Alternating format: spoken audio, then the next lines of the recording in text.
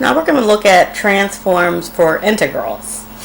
So we're looking at what's called convolution.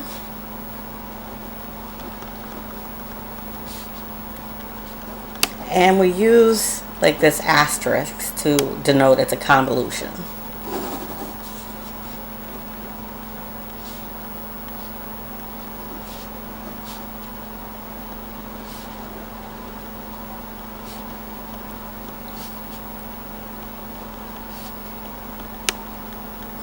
So first of all, f and g have to be piecewise continuous functions on an interval.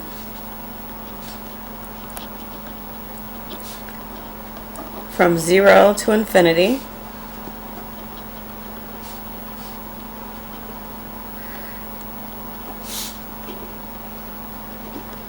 If that's true, then we have a special product that's defined by the integral.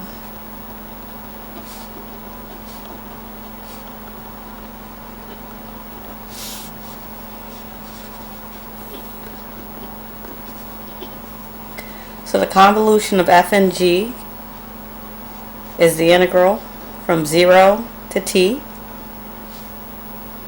f of tau, which is just a Greek letter, times g of t minus tau, d tau. So it's just a variable that we're using for that. So that's the definition for the convolution. And a couple things to note. This f of g, this convolution, is a special product.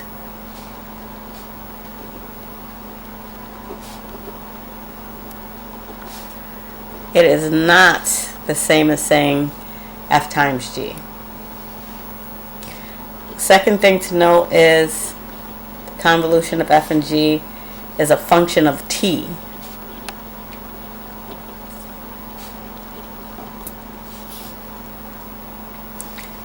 And lastly, what's similar to multiplication is that this is commutative. So f convoluted with g is going to give you the same thing as g convoluted with f. Now these convolution blends two functions.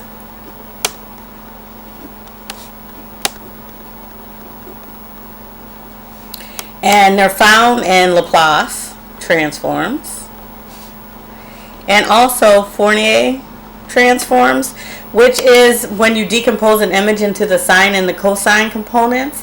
That's what these convolutions are also used for. We're not going to look at them in this class, but I'm sure some of you will see them in some of your other classes.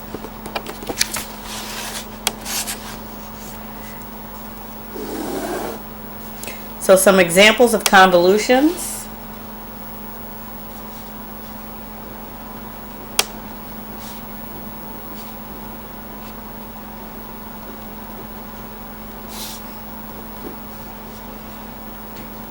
If I have e to the t convoluted with t, it's the integral from 0 to t, e to the tau times t minus tau d tau.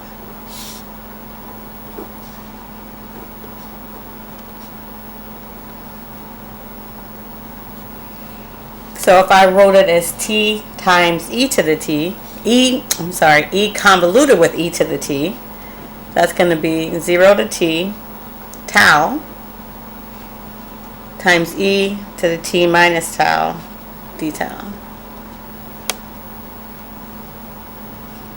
Now, even though those look a little bit different, if we actually evaluate them because of this fact that it's commutative, we're going to get the same thing. And I'll show that when we get to transforms, because it's a lot easier dealing with these things when we use the Laplace transforms than in this method.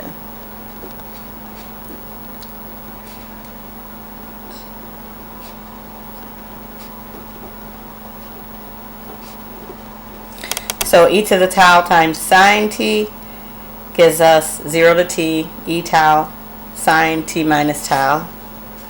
And then one more, cosine t convoluted with 1 is 0 to t cosine tau d tau. Alright, so we're going to look at a theorem